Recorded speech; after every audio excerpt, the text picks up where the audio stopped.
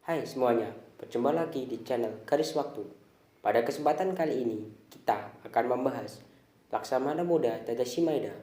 Mungkin sebagian dari kita mengenalnya di buku sejarah, yaitu seorang perwira angkatan laut Kekaisaran Jepang yang meminjamkan rumahnya untuk dijadikan tempat penyusunan naskah teks proklamasi pada malam tanggal 17 Agustus 1945.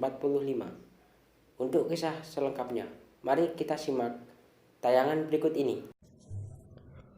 Laksamana Muda Tadashi Maeda lahir di Kagoshima, Jepang pada tanggal 3 Maret 1898, adalah seorang perwira angkatan laut Kekaisaran Jepang dan juga merupakan perwira penghubung antara angkatan darat dan angkatan laut Kekaisaran Jepang.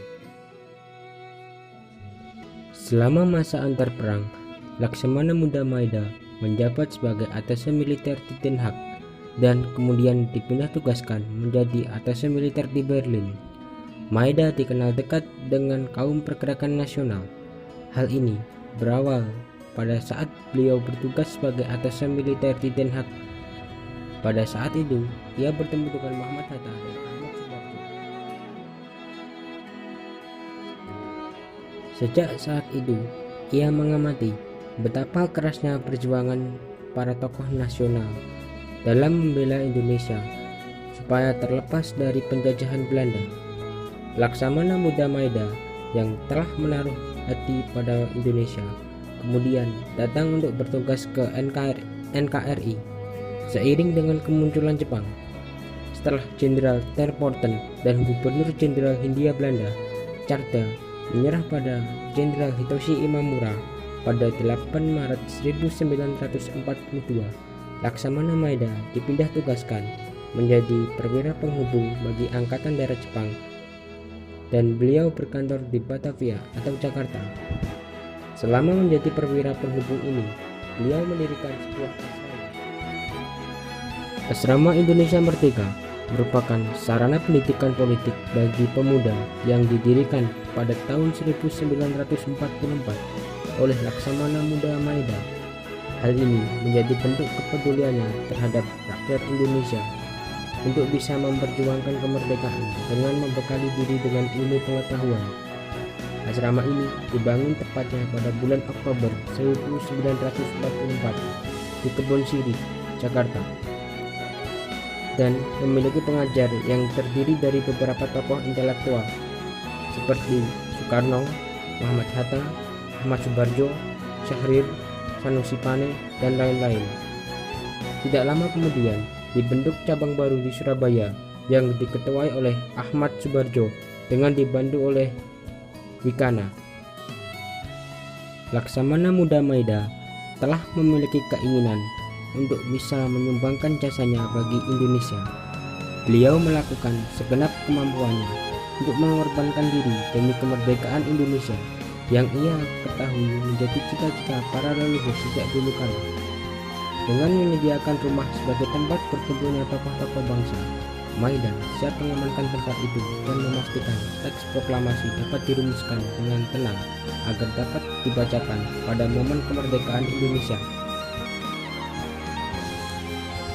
Sebelumnya, Laksamana Maeda sudah 2 kali meminta pihak Jepang memberi kemerdekaan bagi Indonesia, namun tak kunjung ada respon dari pihak Jepang yang membuat Laksamana Maeda memberanikan diri untuk bertindak cepat selama kekosongan kekuasaan pada saat itu. Hal ini ia lakukan selaras dengan sebuah prinsip yang pernah dikemukakan oleh mantan Presiden Amerika Serikat, yaitu Woodrow Wilson, yaitu setiap bangsa berhak menentukan nasibnya sendiri. Meminjam rumah Maeda.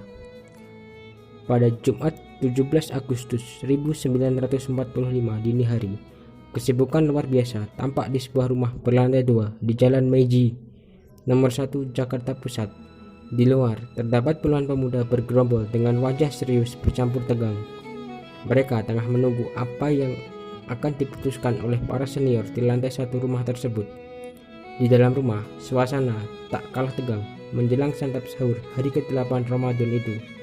Soekarno, Muhammad Hatta, dan Ahmad Subarjo di ruang tengah rumah itu tengah merumuskan naskah proklamasi yang akan menjadikan Indonesia sebagai negara merdeka. Maeda setelah perang. Setelah Jepang menyerah kepada sekutu dan Hindia Belanda kembali ke tangan Belanda, jasa-jasa berharga dari Laksamana Muda Maeda tidak dapat diapresiasi oleh lingkungan luar, termasuk negara asalnya. Setahun setelah kemerdekaan Indonesia, Laksamana Muda Maeda menerima penahanan atas tuduhan telah membantu kemerdekaan Indonesia.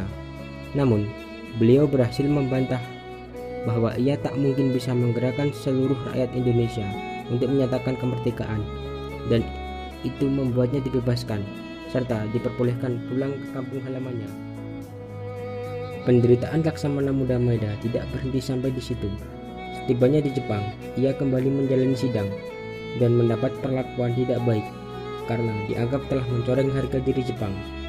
Akhirnya, Laksamana Muda Maeda mundur dari politik dan jabatannya. Menjadi rakyat biasa di sisa hidupnya tidak membuat Laksamana Muda Maeda dapat hidup damai dan tenang. Pasalnya, ia dan keluarga masuk daftar hitam yang membuatnya tidak bisa menikmati fasilitas negara. Hingga akhir kisah hidupnya ditutup kala Laksamana Muda Maeda pada tahun 1977 meninggal dunia.